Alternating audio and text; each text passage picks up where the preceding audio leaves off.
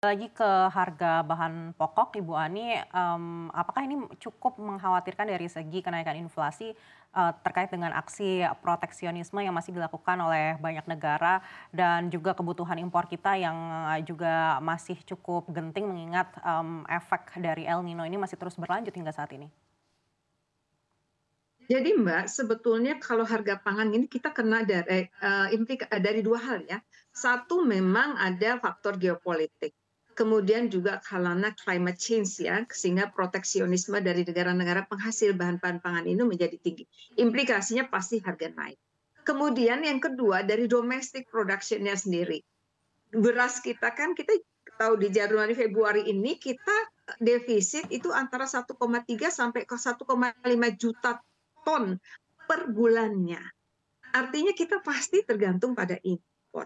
Kemudian kemarin Kepala Bulog juga sudah mengatakan bahwa harga padi itu, harga dasar harga padi di petani juga tidak mungkin kelihatannya kembali ke tahun lalu. Mengapa? Karena biaya produksi sudah naik. Input pupuk, tenaga kerja, bibit juga naik.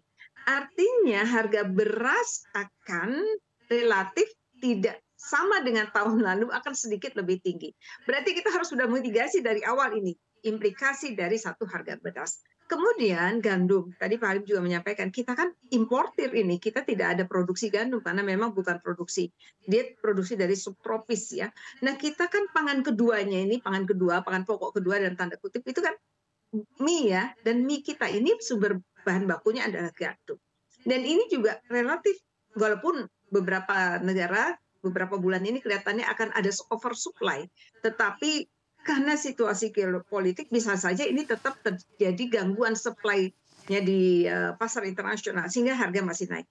Ketiga yang saya khawatir itu gandum, Mbak. Jagung. Karena jagung ini kita juga imported untuk makan. Artinya harga jagung juga tendensinya naik, sehingga harga pakan mahal ini akan mempengaruhi ke eh, produksi ternak kita, misalnya ayam, telur dan lain sebagainya. Dan yang ketiga, kedelai, Mbak. Kita kan luar biasa ini, tahu, tempe, kecap sangat tergantung pada kedelai dan kita impor besar kedelai. Ini juga ada tanda-tanda memang harganya naik. Jadi mitigasi utama dari sektor pangan ini menjadi penting, satu memastikan ketersediaannya, kemudian distribusi di domestiknya, dan ketiga bagaimana kemudian ketika harga ini menghit misalnya produsen tahu tempe. Bagaimana ini? Kemudian tadi kan juga ada isu mengenai PPN dan lain sebagainya. Jadi inilah isu-isu yang harus betul-betul ditengarai karena inflasi dari total inflation-nya, kan saya katakan saya tidak terlalu khawatir karena range-nya masih di 2% plus minus 1. Kita kan sekarang di 2,75 ya di Februari ini. Nggak terlalu khawatir, tetapi ketika masuk di level mikronya, pangan, kemudian misalnya tadi ada ikan, telur, daging, ini menjadi penting karena kemudian ini punya implikasi terhadap daya beli bawah, golongan bawah. Dan kemudian golongan menengah yang nyaris di border di bawah begitu. Karena golongan menengah ini sebetulnya kan tidak banyak bersinggungan juga dengan bansos ya Mbak. Bansos itu kan banyak di golongan miskin. Jadi mungkin ini yang perlu menjadi catatan karena kita tahu sendiri apa namanya masa panen di kita sudah bergeser karena El Nino. Jadi kita panen akan bulan Maret, April.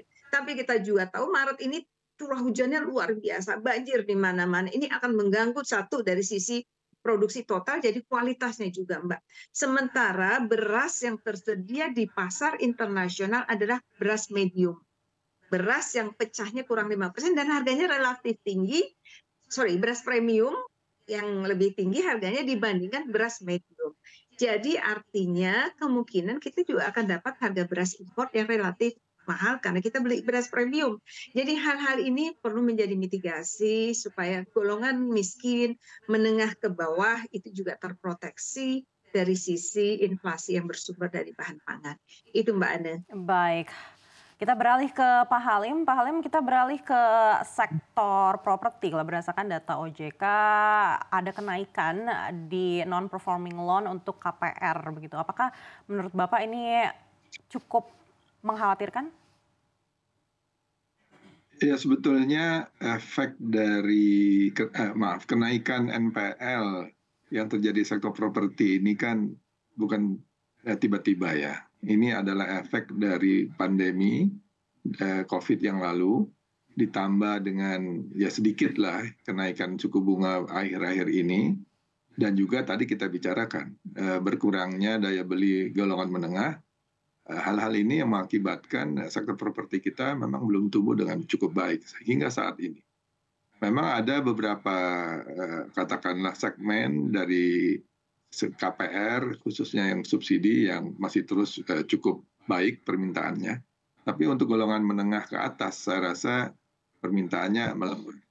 Dan ini beberapa bank yang katakanlah tidak bisa berkompetisi dengan menurunkan atau menawarkan suku bunga yang kompetitif, itu tentu agak sulit untuk bisa masuk ke sektor properti ini.